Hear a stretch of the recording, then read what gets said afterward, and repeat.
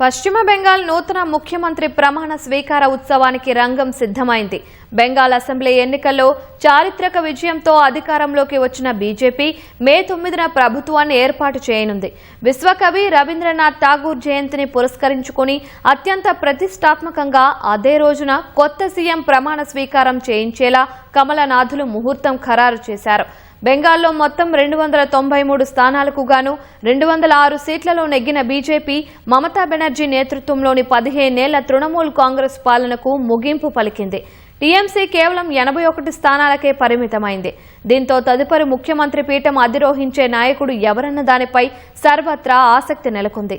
భవానీపూర్లో CM Mamata బెనర్జీని ఓడించిన ప్రతిపక్ష నేత సువేందు అధికారి పేరు సీఎం రేసులో ప్రముఖంగా వినిపిస్తోంది.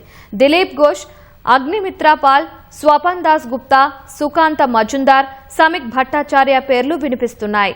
మే 9న అట్టహాసంగా జరగనున్న ఈ ప్రమాణ స్వీకార ఉత్సవానికి ప్రధాని నరేంద్ర మోదీతో పాటు పలువురు జాతీయ అగ్రనేతలు, కేంద్ర మంత్రులు, వివిధ రాష్ట్రాల ముఖ్యమంత్రులు హాజరు కానున్నట్లు తెలుస్తోంది.